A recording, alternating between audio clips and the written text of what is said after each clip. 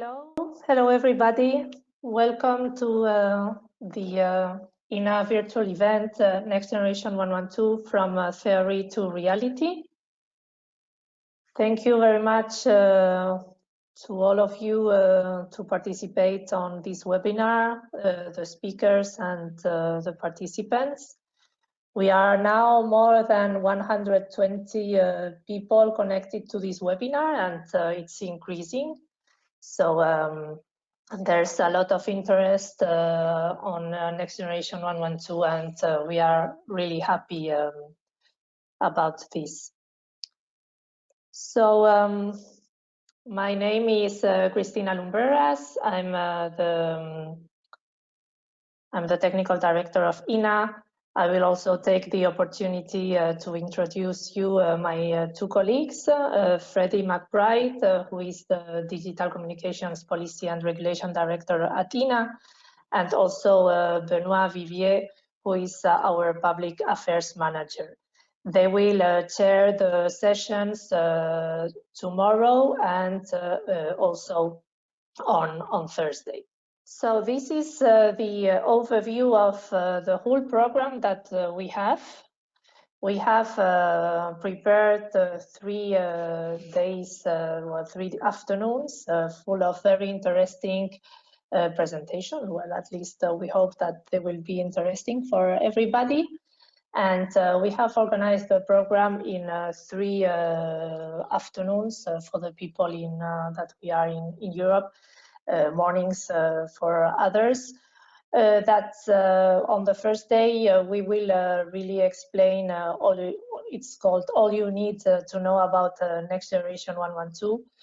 What we want to give here today, it's an overview of what is Next Generation 112. Then we will have tomorrow another session with more concrete examples of implementation for both for Next Generation 112 and for Next Generation 911. And we will have the opportunity to travel to France, to Romania, and to the United States of America. And on the last day, we will have also a presentation about regulation in Canada, and we will speak about the next steps on implementing Next Generation 112. And where are we today in emergency communications? So we have now everybody we communicate daily, taking advantage from new technologies, where we take advantage of the evolution of the telecommunication networks, using video, text, voice, everything together, different apps, different types of connections. But when contacting in emergency services, we have to make a phone call. For us, or at least me, it's still feasible, so I know how to make a phone call. We know that for younger people, it's they have almost forgotten what this is. Also, it's not only this, that it's a big thing, but also the needs of emergency services. Emergency services are not open to data reception today, so they are still receiving almost all the communication through voice, and this even for the communication between them. In how many countries PSAPs are still using the phone to contact between them, and also to give precise data about us emergency situation. This is a waste of time, and also it can occur that there are errors made by call takers, and copying the data, etc. And on the top of this, so we have the legal obligations that are coming. For example, we are not speaking anymore about emergency calls, but about emergency communications. that means multimedia communications. Also, we speak about equivalent access for everybody, so that people with disabilities can have access to emergency services in the same way that other people have. We hear also about location, routing, next generation eCall, etc., etc. The objective of this event is really two. We can summarize them in two objectives. Explain how next generation 112 really can address the needs of emergency services, and to explain that it can be already implemented. It's not something for the future, but that it can be implemented today. Before starting, I have to go very quickly through some practicalities so that everybody knows how this event will be and how you can interact with us. We really want that it's interactive. We invite you to ask questions, as many as you want. Use for this the chat window that you all have access to it. And then these questions will be shared with all the audience with your name and organization. After each presentation, we will make a Q&A time. Let's hope that we have a lot of time for questions. And the moderator will read the questions from the chat, and the presenters will have the opportunity to answer these questions. I don't know if we will have time to go through all the questions, but don't worry if finally your question hasn't been answered. Presenters will do their best to contact you by email after the event to answer the question. And if you have more questions, you can always send an email to the speakers afterwards. All the materials, the recording of this webinar and the presentations will be shared with all the registered people. And we will send an email on Monday, 3rd of May, so that all of you have access to the material. So now to warm up, I think we will start with some questions for you. So I will give the floor to my colleague, Taviana Caminiti. Hi, everyone. It's Taviana speaking, events manager at EENA. So as said my colleague Christina, we will run now a small survey. So I invite you to connect through the URL that is indicated on the screen, www.menti.com, and to enter the code that is displayed currently. So we will let you a few seconds to connect to this URL through your phone or through your computer. And we will invite you to answer a few questions. First of all, we want to know who you are.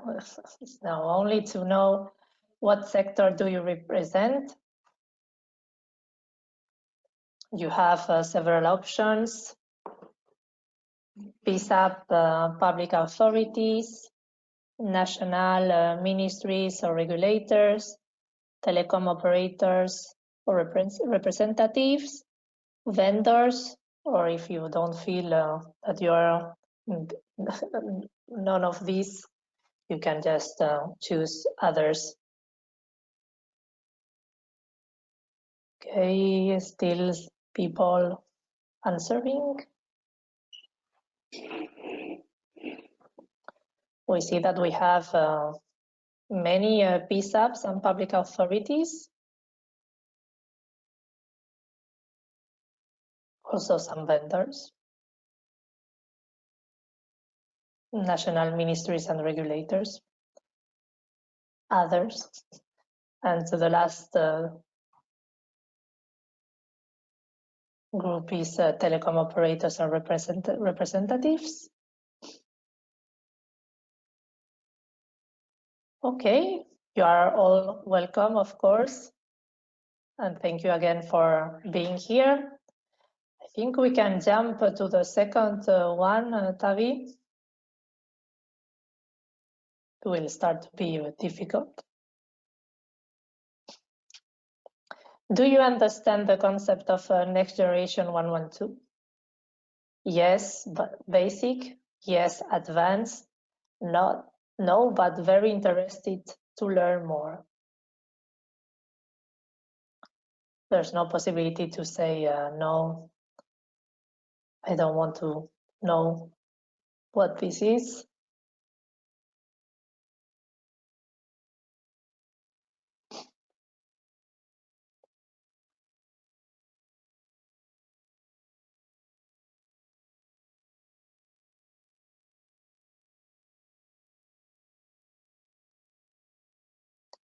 Okay, thank you. We say that most of you have a basic knowledge of NG112. More than 41 said yes, advanced, and some of you are in the good place also to learn more. Okay, I think it's now no more answers to this one.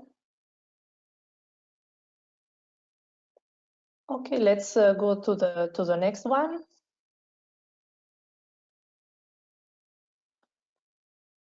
Are you aware of the benefits NG112 can bring to emergency services? Yes, fully aware. Yes, somewhat aware. No, not a clue.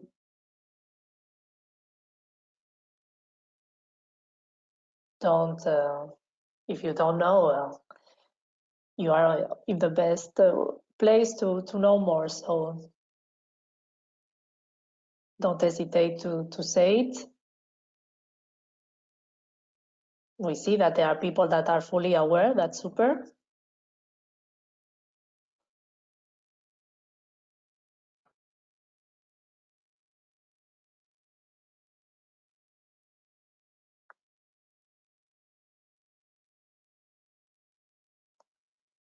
Most of PSAP's public authorities, they are more in the part of no, not a clue. Don't worry, we will try to explain it. And we hope that it will not be the same after these 3 afternoons.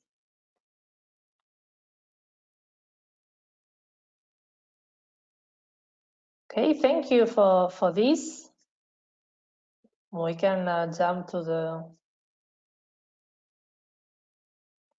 the next one. Do you think that NG112 will enable compliance with current EU legislation? Yes. No. What legislation?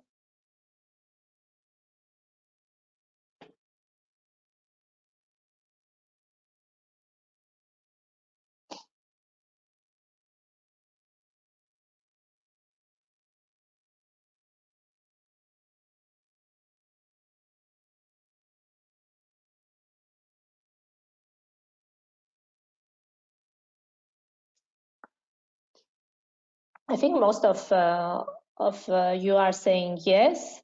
Only a few no. And what legislation?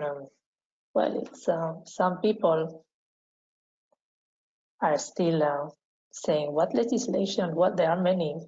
Perhaps it's this that there are so many that they don't know exactly what we are meaning. Okay, only a few said no. That's good, and this is a good sign. Okay, let's move to the next one.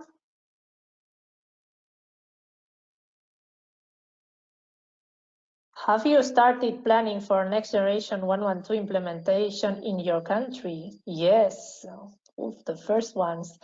No, but it is on our to-do list. We have already started the implementation. We have not given it a thought. Okay, I see. There's so many yes, so that's super. Or in the to-do list. Let's hope it's a short-term to-do list.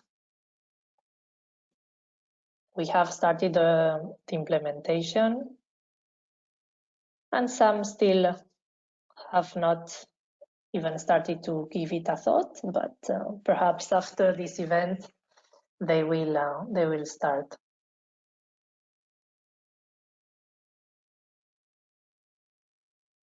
Still people answering.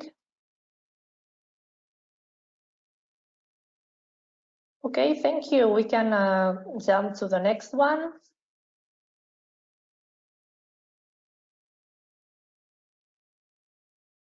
When do you think next generation 112 should be deployed? Right now. Well, in 3-5 years, in 5-7 years, in 10 years, well, never. It's useless. Right now, it's waiting for the moment.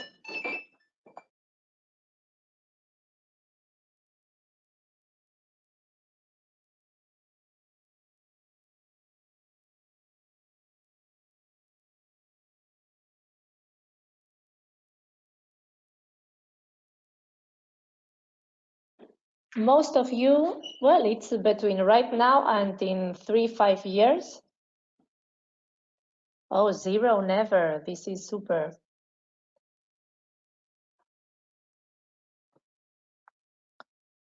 So let's say that most of the big majority is between right now, 3-5 years.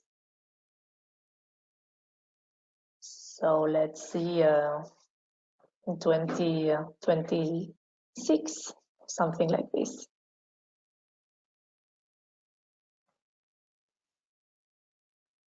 Okay, thank you. Let's go to the next one.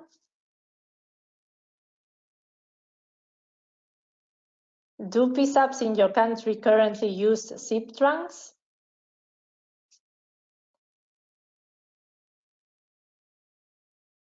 These elephants. Yes, no, I thought only elephants had trunks.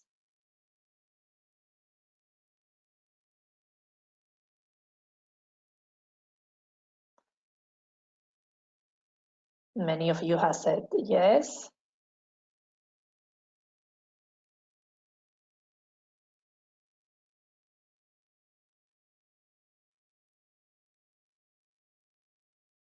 Still some people answering.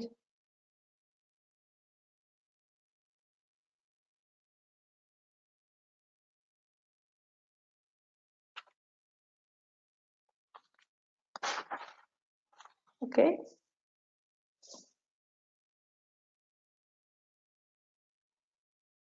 Okay, thank you for answering these questions.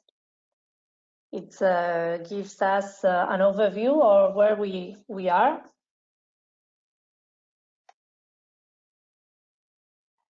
And let's start with today's program. So we have here 3 experts on next generation 112. We have Luca Bergonzi, who is our co-chair of the EENA Technical and Operations Committee.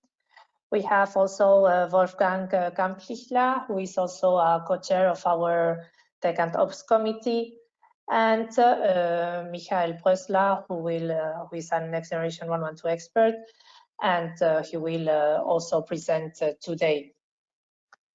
So what we want really from today is that you end this afternoon knowing what is next generation 112, why it can address the challenges that emergency services are facing today, and how it can be implemented.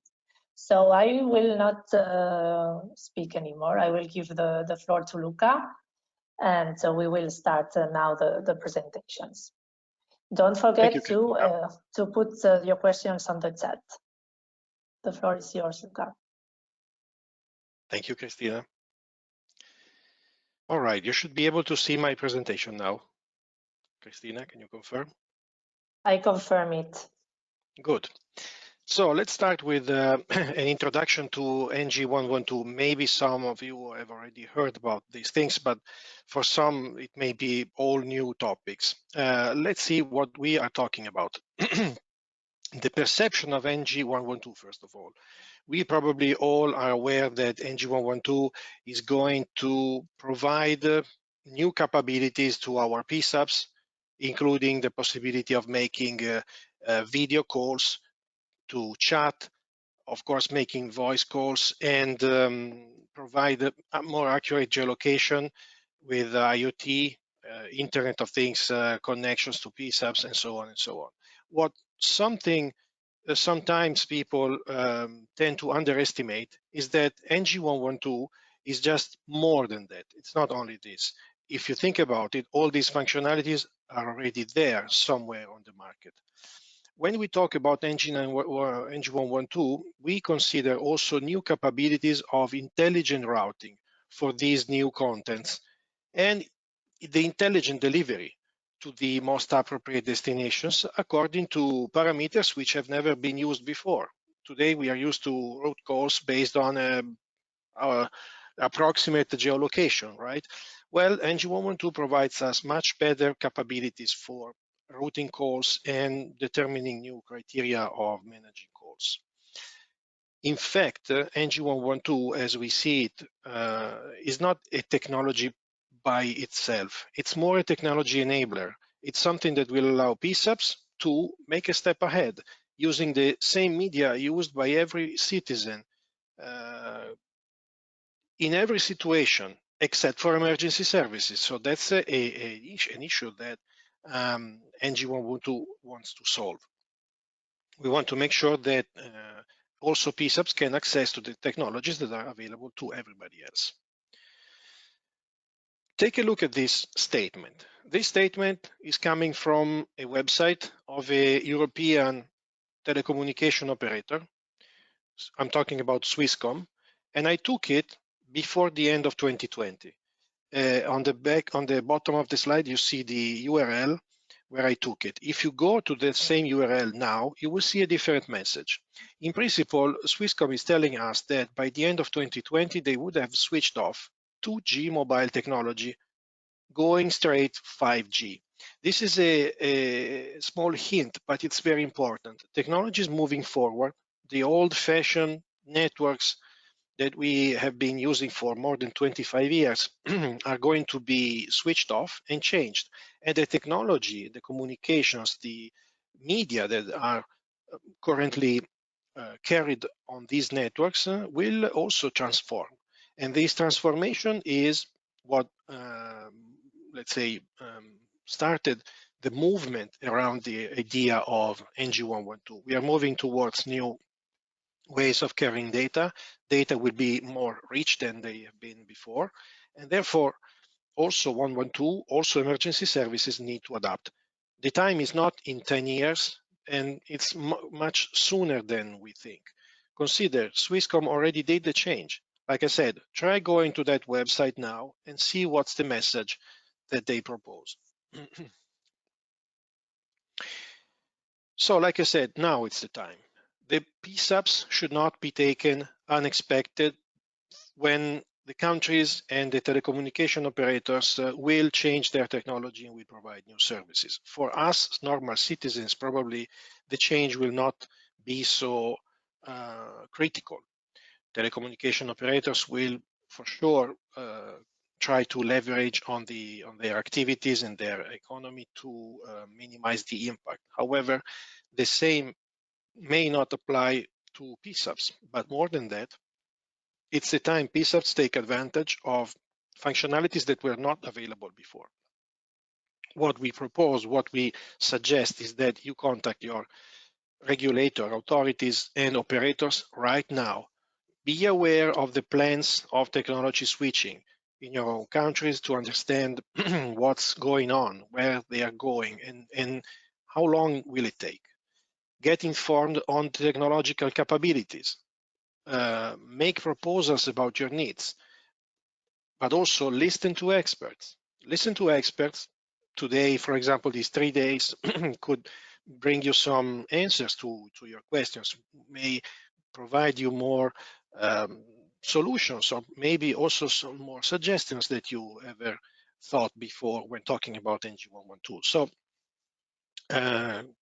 be on the let's say on this topic right now. Do not wait when the time comes and you are unprepared or you have to catch up. But also it's important that you understand how budget is allocated for these kind of projects.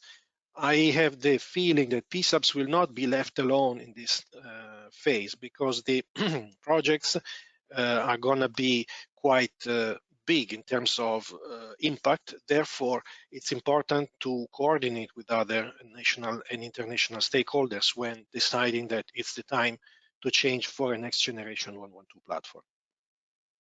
But in principle, what are we talking about? What's behind those networks?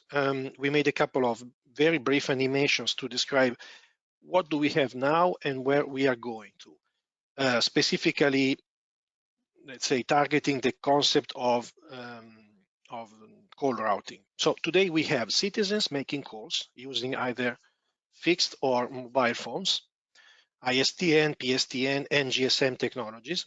We have carriers who have the duty to receive these calls and route them to the most appropriate PSAP using the location information contained either in the subscription lists, for example, or in the location of the base stations, so the network location. The routing is made on a network level, and it eventually arrives to the most appropriate PSAP. We know this is working fine. We know there are limitations to that, and we know there are things that cannot be done right now because the only parameter we have is basically the location of the source. In most cases, this is the only parameter we have to route calls. What NG112, NG911, NG112 is proposing to do is moving the scope of media, not just by considering fixed and mobile phones, but considering media. Like I said in the beginning, video calls, chat, position, embedded geolocation, and other contents which are currently not available on normal phones. Tomorrow, you will be able to make a phone call from your browser, from your laptop. But also keeping in mind that the transitional period will keep existing legacy network, as we call them, represented by the phone on the bottom. Instead of having the network-based routing, even here, we move to another level. This is not network only. We are talking about software logic. So, in principle, the ESINet, the Emergency Service IP Network, that's the name, that's what the ESINet means, will take the role of the routing of calls in a more intelligent way. Let's see the difference of elements and colors. So we have the SBC and LNG, they are Session Border Control and Legacy Network Gateway, represented here by a gate. No? So it's exactly the entry point of every emergency call to the ESINet. The first part will be represented by the SIP protocol, indicated here in green with a green arrow, which with a proper upgrade, I would say, it will be able to deliver automatic location from the source of the emergency call, whether it is a laptop or a phone or whatever other tool you're using. So the information is embedded in the emergency call. That will reach the ESRP, standardized element by ETSI, meaning Emergency Service Routing Proxy, So this is the routing core. Alternatively, the legacy networks will go through the traditional way. So you will have a legacy call with no location embedded. The location will be brought by a carrier or other means to the LIS, Location Information Service, and it will be retrieved by the ESRP because it will detect that there is no embedded location. In principle, now the ESRP, regardless of the source, knows the location of the originating call. What he does with this location is asking the ECRF, emergency call routing function, to tell him what's the destination of my call. So in principle, given this position, where should I send the call? This information is located in the ECRF by several means, geographic means or other criteria. And it will be used from the ESRP to decide the final destination of our call. And even here, there is a distinction. You may be a full IP-based 112 contact center already provided with SIP trunks. We have seen that many people already said, oh, we already have SIP trunks. Fine, that's already a good part of the job, because if you already have SIP trunks, you are already potentially NG112 enabled in terms of PSAP. But you may also be a legacy PSAP without the possibility of using SIP trunks, having SIP call success. Don't worry, in that case, anyway, there will be a transitional period in which you still will continue dealing with things as you did before. No issue at all. The transitional period is absolutely considered in this architecture. So it looks like, if I look at it from here, it looks like a spider somehow, no? But in general, it's not that complicated as it looks. It's very simple. Just keep in mind location information and new rules for routing the calls. Besides that, we have some alternatives today. We know that on the market and some countries use already something like SMS to 112, which is the alternative for a certain category of people, sometimes to make emergency calls. In several countries, we have smartphone applications for advanced calling. Smartphone application allows you to basically send a precise geolocation, sometimes sending personal data. Some applications also enable chat functionalities and so on and so on. But these are vendor-based. So in principle, there is no particular application that is equivalent for the whole continent. And is also HTML5 technologies are there. For reverse engagement, you may be triggered, you as a citizen, may be triggered by an SMS, which allows you to share your data through a web page link, geolocate you, start maybe also a multimedia session where you can have a chat or share pictures or make video calls and so on. But these are all things that a PSAP may or may not have, depending on their, let's say, business plan, their budget, their knowledge of the market, and so on. What if NG112, in parallel to these technologies, would enable you to do something else, such as instead of SMS to 112, what about WhatsApp to 112? What about iMessage to 112 from iPhones? These are all potential technologies applicable when an NG112 network is installed. What about video calling 112 from platforms like Microsoft Teams, using it from your smartphone or from your laptop? Making a video call, sharing files, sharing data with your 112 PSAP on the other side. And what about attaching RTT in an RTT chat session, also contents directly from your phone, as if you were using WhatsApp or your favorite chatting application? So these are all potential media, potential channels that you may use, not just to talk to your friends and family members, but also to 112 once the technology is there. Keep in mind, technology is not all.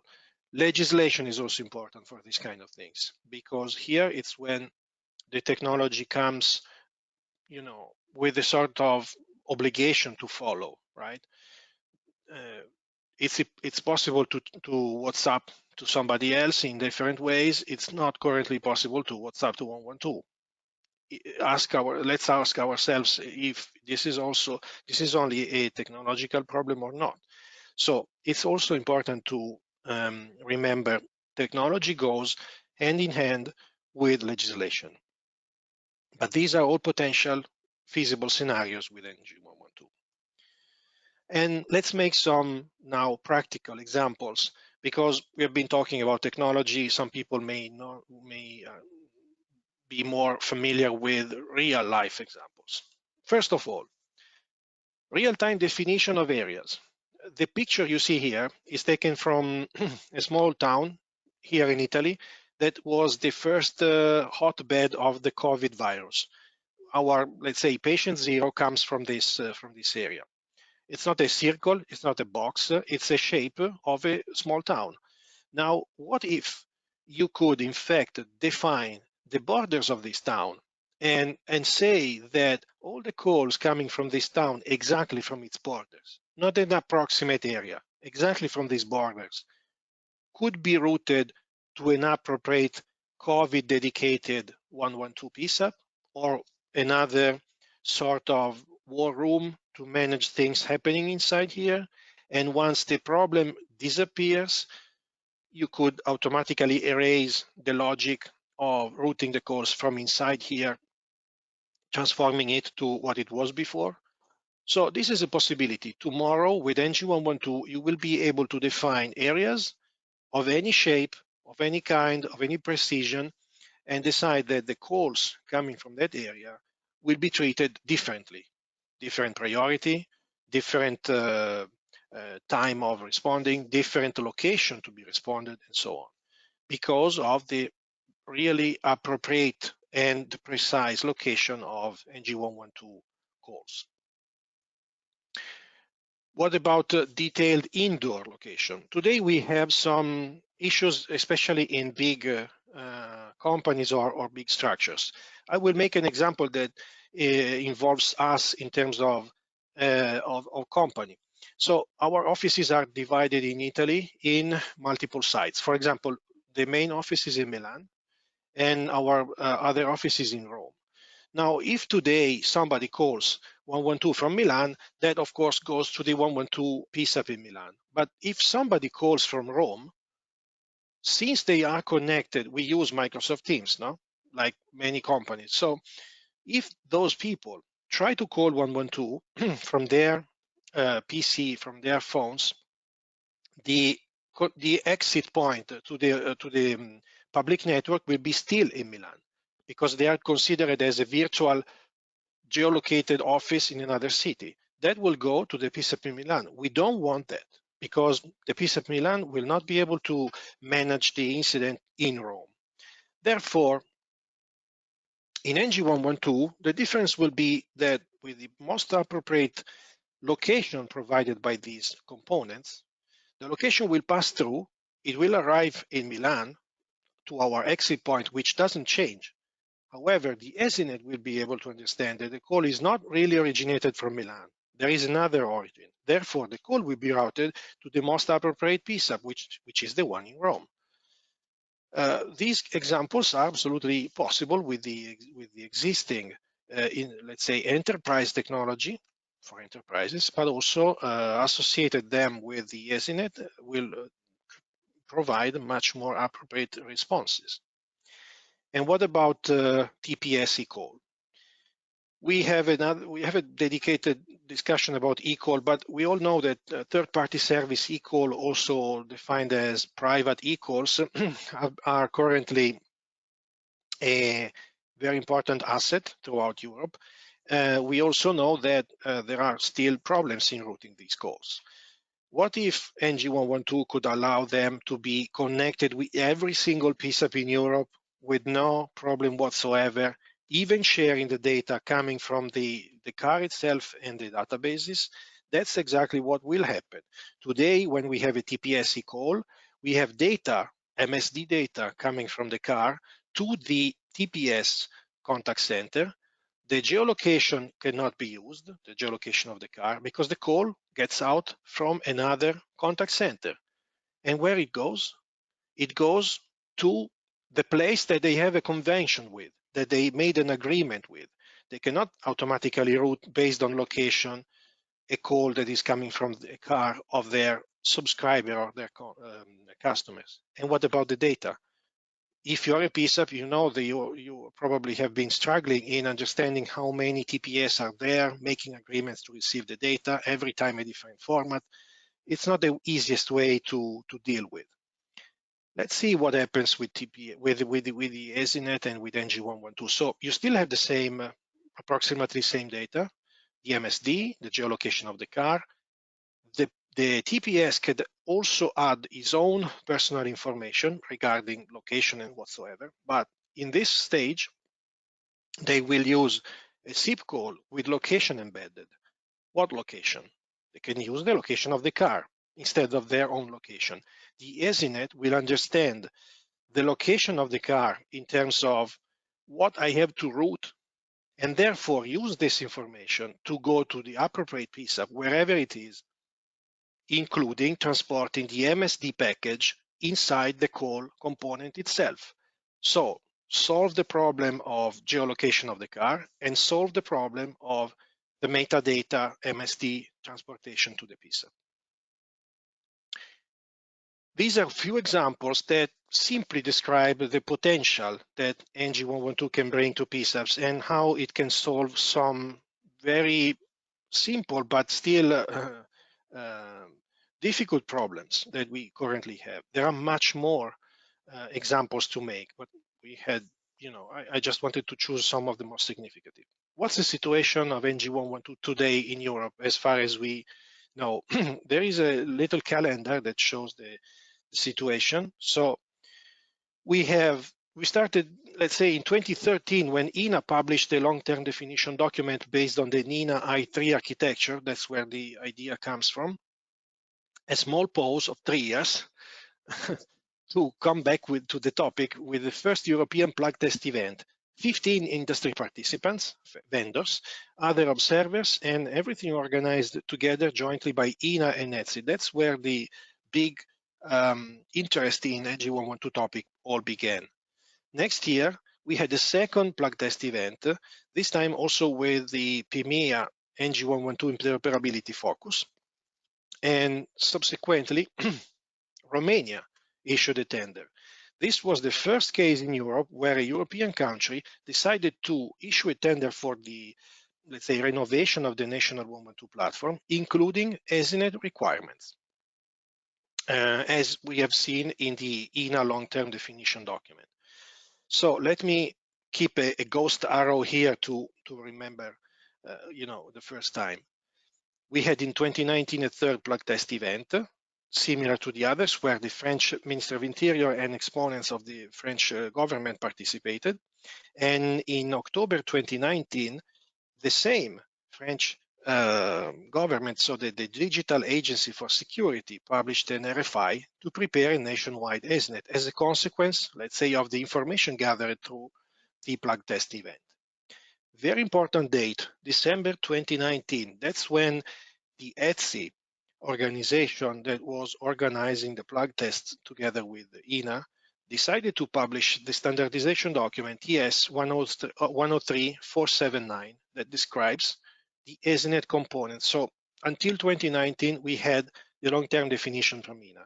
Since then, there is no justification anymore. There is an ETSI official document that describes how an NG112 network is made, how the EZNet components are, how do they behave, what are the protocols used, and so everything is written on paper.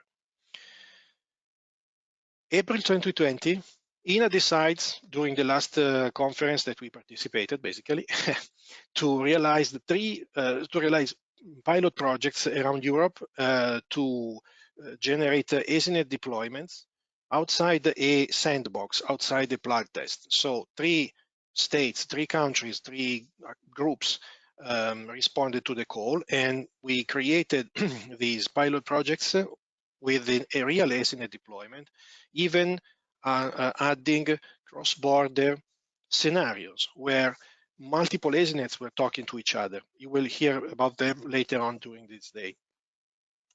And 1 month later, the Republic of Northern Macedonia, still European territory, issued a tender similar to what Romania did for the national 112 platform reform, including this time the NG112 ESNet core routing architecture.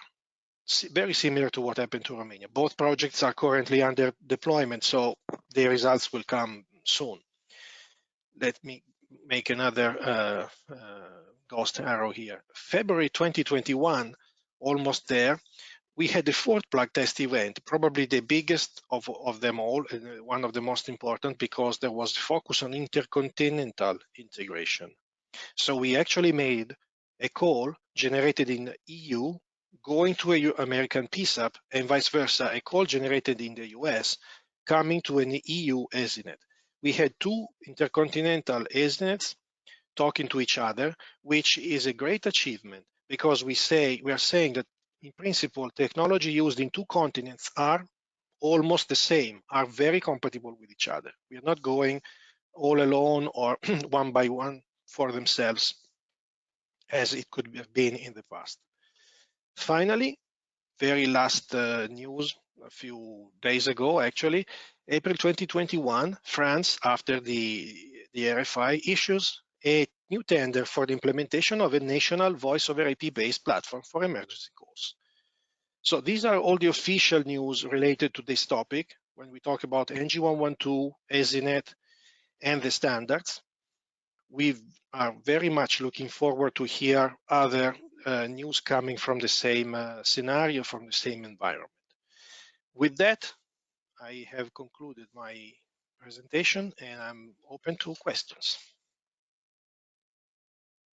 Thank you, Luca. We have some questions on the chat. I think we have time for two, not more of them. I will, for example, take the one from Frederic from Post Telecom in Luxembourg.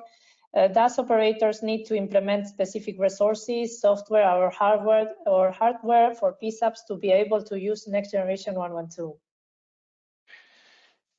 So let's say that not specific, but it's better to, I would say, adapt the protocols. So session border controls already exist on the market. Legacy network gateways already exist. SIP-based PABXs already exist. I believe that all these components can be adapted and can be upgraded to use the updated protocols of NG112, which means a particular version of SIP that embeds the location information. The only difference, I would say, in terms of new components are the ESNet elements. So what we called before the ESRP, ECRF, and LIS, they are, let's say, rather new, if you want. They didn't exist before in the network. They have been created or recreated to follow certain characteristics and dedicated to this task of emergency call routing. But it's not even that, it's not a big issue. My main attention, if you are a mobile network operator, would be to make sure that the devices themselves are capable of generating NG112 emergency calls. The very first step is to make sure that somebody can push or inject the location information inside the SIP stream of call. And the best would be if it could be done by the device itself. It could be done also in other points of the chain, but of course, the closer it is to the originating point, the most accurate is the location. Thank you, Luca. We will not have time to answer all the questions, but let's keep another one. We have one on more specific on your presentation made by Yula from the EC. When you speak about WhatsApp to 112, video call to 112 means using the numbering resource 112, or it is actually an emergency WhatsApp emergency communication, not actually using the 112 number. I think you were giving some examples, but if you can clarify. Yeah, so, well, the idea would be that as of today, WhatsApp and other services declare they cannot be used for making emergency calls in general, no? 112 or other emergency numbers. The main constraint is that they are using particular network services and they will not be able to be located precisely as the normal GSM or PSTN calls. With the next generation 112 technology, they could potentially be located as everybody else. But like I said in those parts of the presentation, now that's when legislation comes in. So given the technology, vendors, service providers, let's call them OTT, service providers like WhatsApp and so over the top service providers, should be asked to comply with the new rules and regulations. Because I expect they will not do it automatically just by, okay, that's a technology, I will spend my money to modify my structure to do that. In principle, the idea is to work on legislation to make sure that we have more services available to PSAPs, also from those service providers which currently state they cannot serve it. SIP calls, IP-based calls will be made by all network operators, but also by these OTT operators. Therefore, the good question to ask them would be why mobile network operators have to comply and you don't, since the technology is now there. It's a good discussion that probably it's worth having on a European level, on a legislation level. Thank you, Luca. I think we don't have more time for questions. We will ask Luca kindly to perhaps contact the people who have made questions by email to answer them. And thank you again. And I think now it's time for a break. We can take a 15 minutes break, and we will continue with the next presentation from Wolfgang. Enjoy your coffee. Bye.